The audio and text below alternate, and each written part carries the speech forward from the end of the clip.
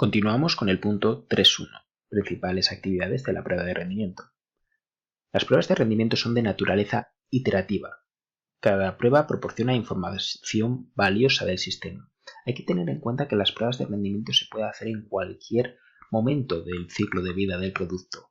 Es por eso que tiene esa naturaleza también iterativa. Tú en cualquier momento, en una época muy temprana del ciclo de vida del producto o muy final, puedes realizar esta naturaleza iterativa y estas fases que vamos a comentar a continuación, que son las siguientes, a tener en cuenta que nos fundamentamos del ISTQB Foundation.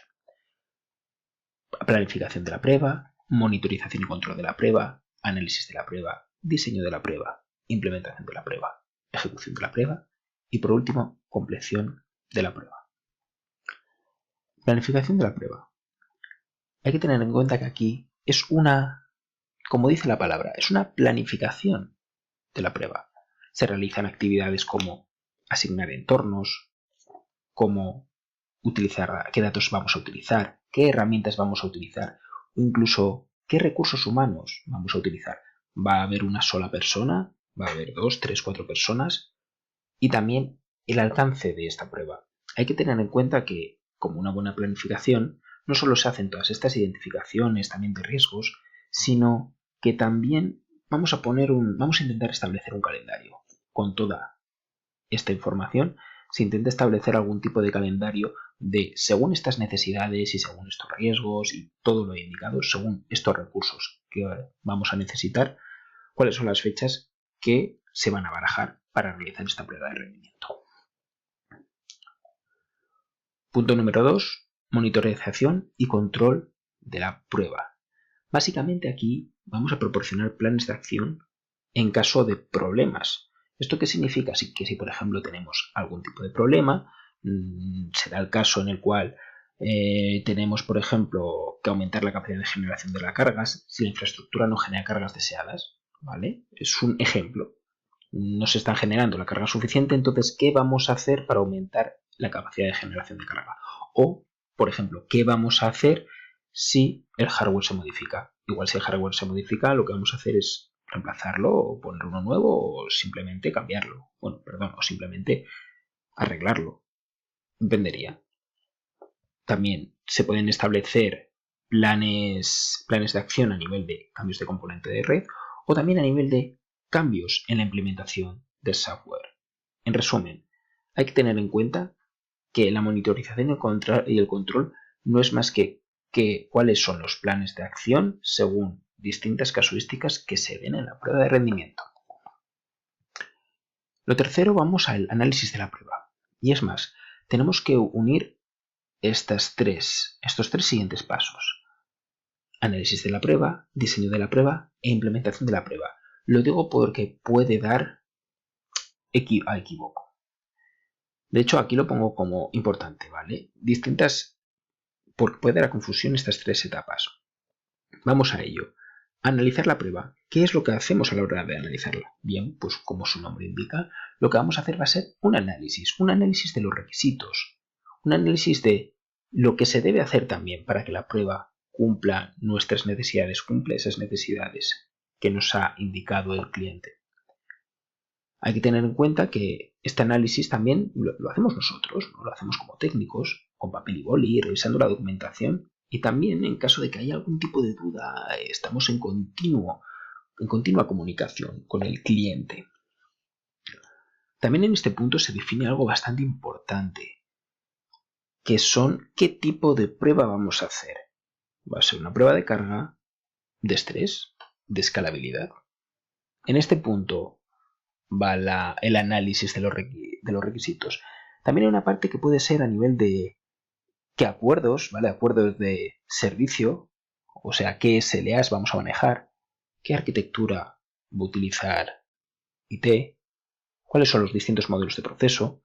Al final es un análisis de todo lo que corresponde a la prueba de rendimiento. Pero bien, una vez que lo terminamos, ¿qué es el diseño de la prueba? Pues el diseño de la prueba no es más que el caso de prueba. Tal cual. No es más que los pasos que va a realizar esta prueba. Aquí ponemos unos pasos funcionales dependerá del tipo, ¿vale? Más que un paso funcional es qué perfil operativo va a realizar nuestra prueba, por qué transacciones va a pasar.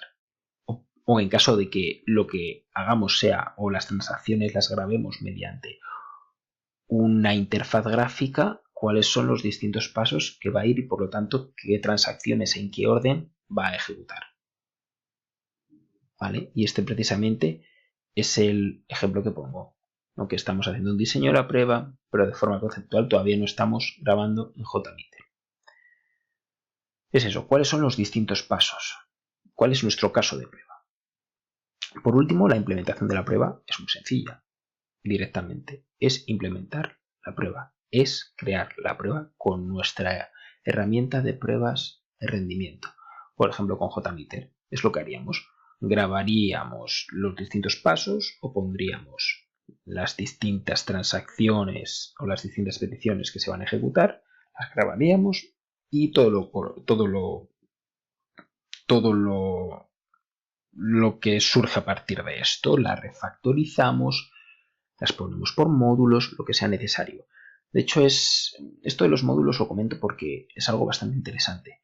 Que cuando nosotros creemos la prueba de rendimiento, también te lo dice el ISTQB, lo que tenemos que hacer es intentar crearlos por módulos. Y estos módulos, ¿por qué? Para intentar que estos módulos se puedan ir utilizando si, por ejemplo, tenemos más casos de prueba, que sean reutilizables. Que se puede utilizar este módulo para esto, no este módulo me refiero, este trocito para esto y este trocito, otro trocito para esto. ¿Vale? Que sea reutilizable. Igual puedes tener un módulo, por ejemplo, que sea el login a una página. Y a partir de ese login ya tienes el otro módulo que es tu caso de prueba entra en un apartado de transacciones o igual otro caso de prueba entra en un apartado de préstamos.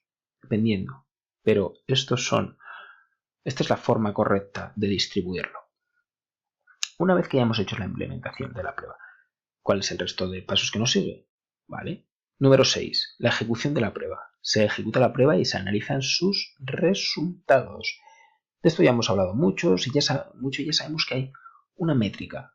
Que lo que hace la prueba de rendimiento es, una, dos o tres o las métricas que nosotros necesitemos. Y lo que vamos a sacar de esta ejecución de la prueba son métricas.